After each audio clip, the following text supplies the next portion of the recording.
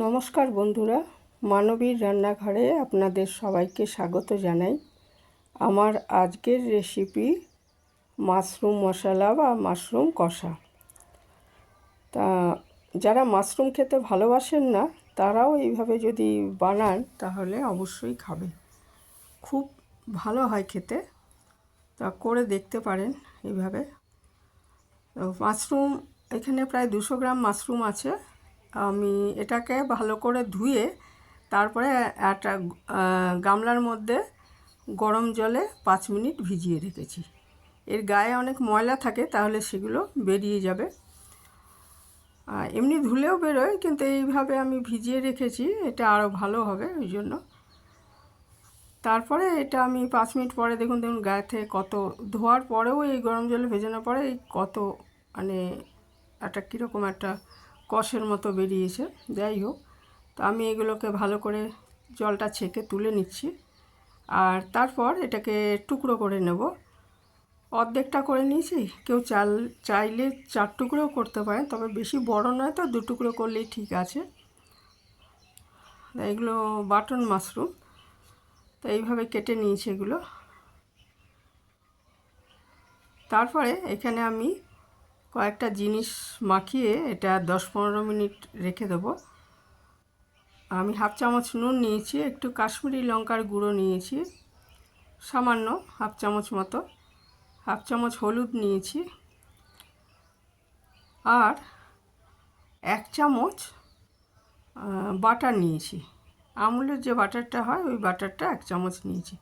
এটা খুব সুন্দর একটা গন্ধ আসে এই রান্নাটার মধ্যে, তো 1 চামচই নিয়েছি, চাইলে আর একটু বেশিও দিতে পারেন।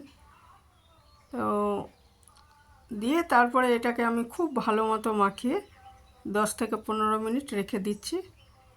আর কিছু আলু আমি কেটে ধুয়ে রেখেছি ছোটো টুকরো করে। আলুটা অপশনাল, আলুটা না দিলেও চলবে। তারপরে একটা কড়াই বসিয়ে আমি এটা সাদা তেলেই করব, বাটার দেওয়া আছে তো সাদা তেলই ভালো হবে। তো 2 চামচ সাদা তেল নিয়েছি, নিয়ে এর মধ্যে যে কোনো সাদা তেলই নেওয়া যায়, নিয়ে আলুগুলো নুন আর হলুদ দিয়ে একটু ভালো মতো ভেজে তুলে রাখছি।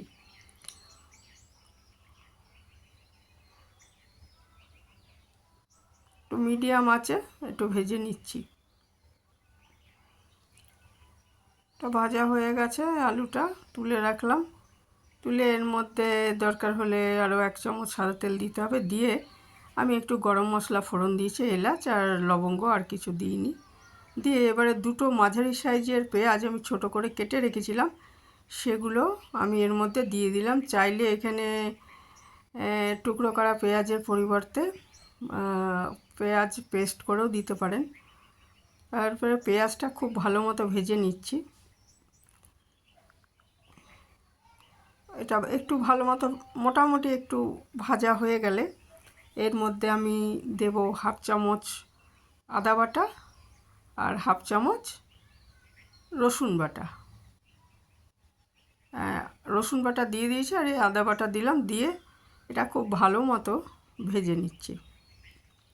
কাঁচা রসুন আর আদার গন্ধটা যতক্ষণ না চলে যায় এটা আমি একটু ভেজে নেব। তারপরে একটু গন্ধটা চলে যাওয়ার পর আমি এর মধ্যে দিয়ে দিলাম 2টো কাঁচা লঙ্কা টুকরো করে রেখেছিলাম, সেটা দিয়ে দিলাম 1 চামচ মতো ধনে গুঁড়ো আর 1 চামচ মতো জিরে গুঁড়ো, আর একটু কাশ্মীরি লঙ্কার গুঁড়ো দিচ্ছি। রান্নাটা আমি কাঁচা লঙ্কাই করছি, কাশ্মীরি লঙ্কার গুঁড়োটা একটু রং হওয়ার জন্য দিচ্ছি। চাইলে কেউ এখানে লাল লঙ্কার গুঁড়ো দিতে পারেন, তবে আমি কাঁচা লঙ্কাতেই করেছি রান্নাটা।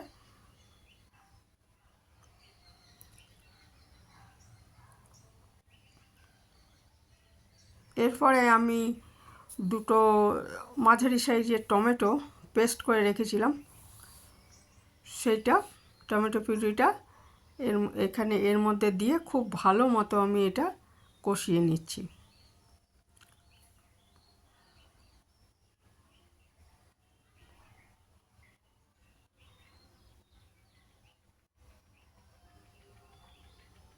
ভালো মতো কষানো হয়ে গেলে তেল ছেড়ে আসবে যখন,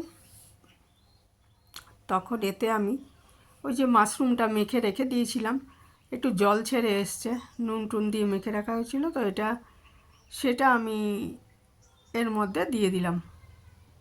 দিয়ে খুব ভালো মতো কষিয়ে নেব।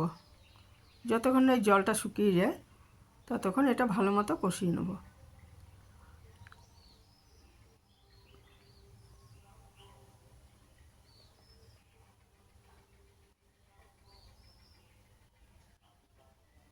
জলটা প্রায় শুকিয়ে এসছে। এই সময়টা আমি আলুগুলো দিয়ে দিলাম, ভেজে রাখা আলুগুলো দিয়ে আবার একটু কষিয়ে দেবো।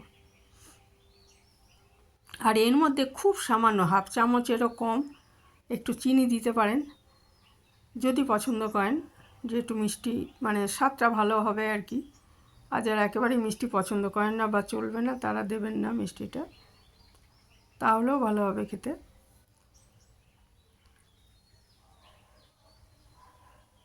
খুব ভালো মতো কষানো হয়ে গেছে। এখানে আমি হাফ গ্লাস জল এর মধ্যে দিয়ে দিলাম, কারণ আমি আলু দিয়েছি তো সেই জন্য আলুটা সামান্য সেদ্ধ হতে হবে। মাশরুম প্রায় সেদ্ধ হয়েই গেছে। দিয়ে আমি এটা আবার মিনিট 5 রান্না করে নিচ্ছি।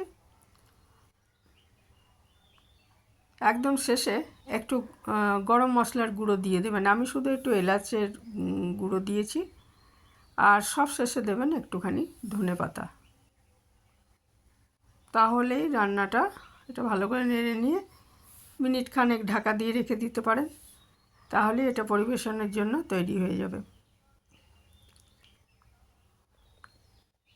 ভীষণই ভালো হয় খেতে, ভাতের সঙ্গেও ভালো লাগে এবং এটা রুটি পরোটার সাথেও খুব ভালো লাগবে খেতে। এই ছিল আমার আজকের রেসিপি। যারা এতক্ষণ পর্যন্ত দেখলেন তাদের অসংখ্য ধন্যবাদ জানাই। লাইক কমেন্ট করবেন। এখানেই শেষ করলাম। ভালো থাকবেন সবাই।